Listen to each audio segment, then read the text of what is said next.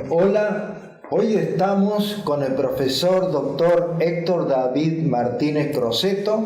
El doctor Martínez Crosetto es profesor adjunto de Informática Médica e Ingeniería Biomédica. Es especialista en geriatría y magíster en gerontología. Le agradecemos mucho, doctor Martínez, estar hoy, porque es un día especial, es uno de los días del médico. Así que muchas gracias por haber concurrido a la reunión que habíamos pactado para esta filmación. Doctor Martínez, ¿por qué no nos cuenta para los colegas alumnos de este plan de formación continua a distancia, cuál es la diferencia que hay entre geriatría y gerontología?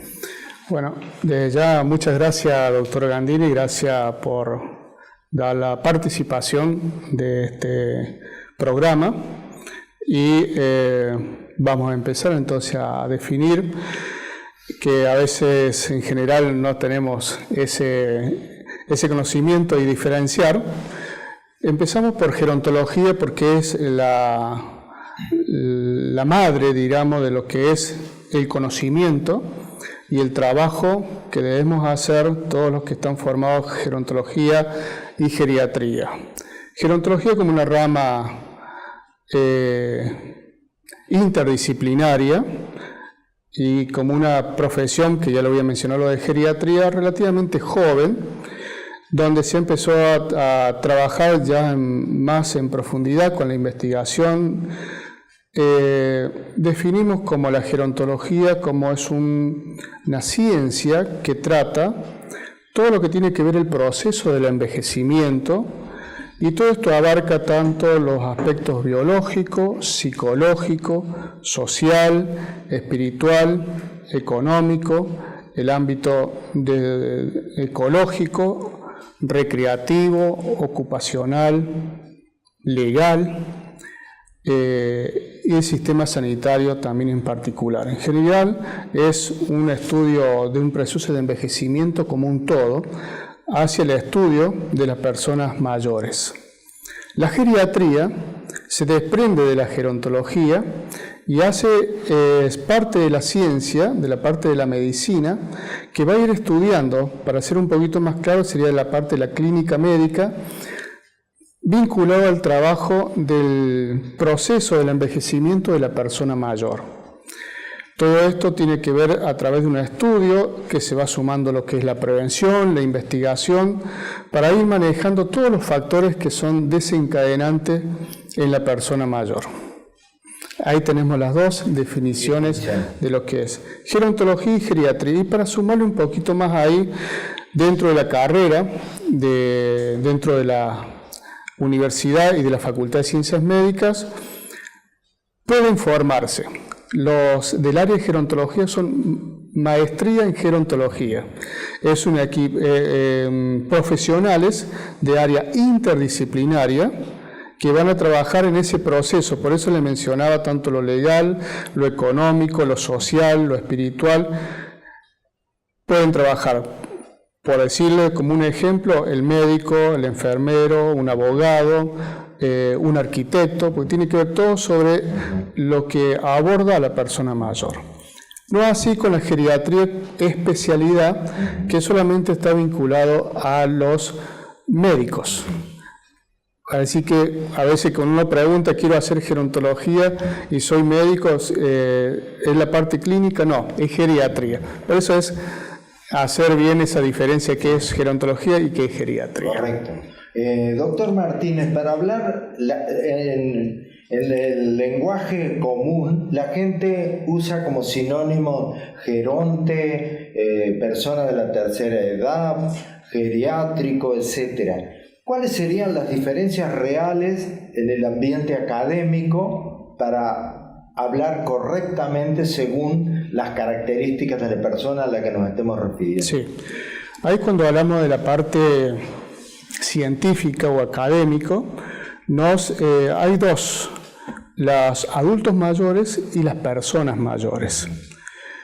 En la parte asistencial o en la parte de lo social, ya se lo dice como geronte, abuelo, anciano, pero eso tiene que ver también con la estructura social y en cada ámbito donde se desenvuelve la persona mayor o la familia que tiene una persona mayor, en la forma de cómo se lo de tratarlo. Si vamos a la parte asistencial, siempre es tratarlo con el nombre y apellido hasta ir conociendo bien a la persona a la que está asistiendo, y él mismo le va a decir: a mí me gusta que me digan abuelo porque siento que tengo a mis nietos que me llaman todo el tiempo abuelo, el nombre o el sobrenombre, o a veces de tutearme o no, porque no es error cuando me dice tía, pasa a sentar y decir yo no. E inmediatamente quien no le gusta le va a decir yo no soy su tía, perdón.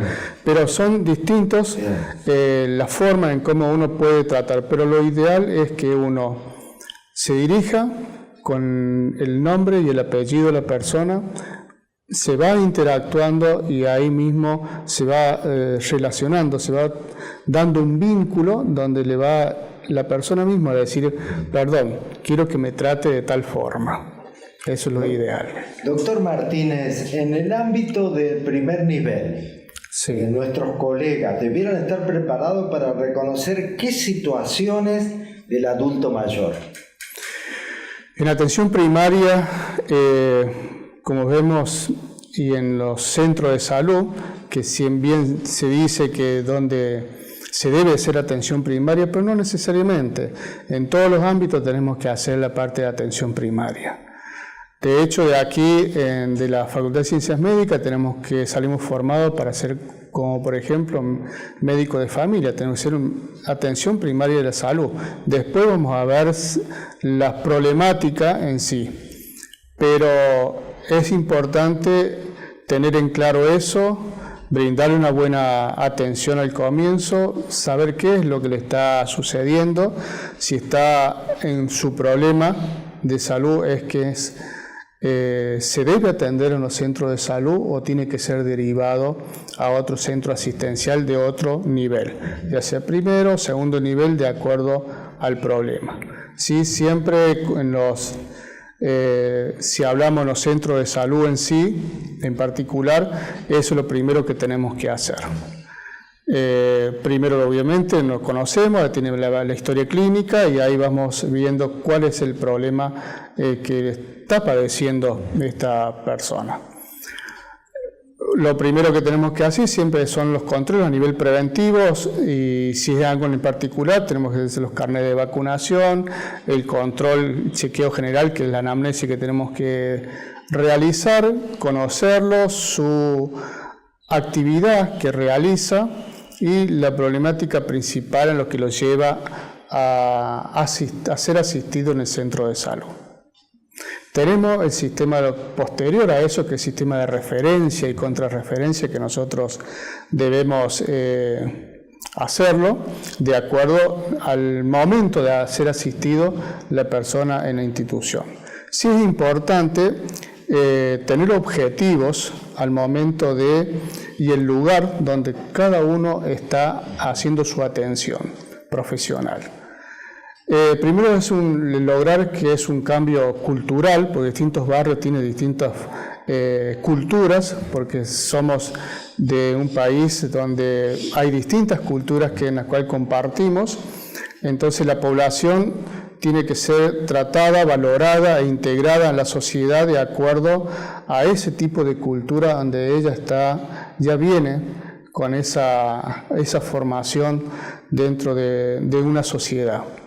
Para eso tenemos que tener ese conocimiento y poder ser integrado más todavía a las personas mayores, porque ya el nivel cultural que tienen es, por decir de una forma un poco cerrado, que eso tiene que ver a veces cuando uno tiene que indicarle como ejemplo hábitos alimentarios, que eso hay que ver desde el origen, de dónde viene el tipo de alimentación y ver qué posibilidad hay para que, de acuerdo a su problema de salud, pueda incorporar nuevos alimentos para mejorar su condición de salud.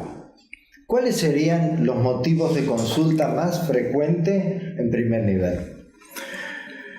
Siempre en primer nivel, lo que presentan ellos como un malestar general, hablando siempre en las personas mayores, que ahí vamos viendo y que a veces no conocen, que es el problema de la tensión arterial, a veces los problemas de diabetes, que se va dando a veces algunos por problemas ya en sí que vienen, como decimos, de familia, pero muchas veces desconocen eso. Así que son los principales problemas que ellos, lo que uno encuentra en primer nivel de atención de salud. Problemas respiratorios, el tema de la alimentación, la mala alimentación. Pero todo esto lo trae como un cuadro de un malestar general. O sea que no hay un motivo de consulta específico. Específico, no. Sino un motivo pluricausal. Causal, y que a su vez también esto viene vinculado a todo lo que es, que lo vamos a hablar más adelante, las relaciones dentro del ámbito familiar y social. Bueno, indudablemente el doctor Martínez ya nos ha deslizado algunas situaciones que nos llevan a preguntarnos si en el adulto mayor el modelo biomédico centrado en la persona es el que más ejercemos o seguimos todavía en el modelo fundamentalmente centrado en la enfermedad. Creo que el primer llamado de atención es tener mucho cuidado en el adulto mayor con centrarse en la persona, en el paciente. Vamos a hacer una pequeña pausa y luego continuamos.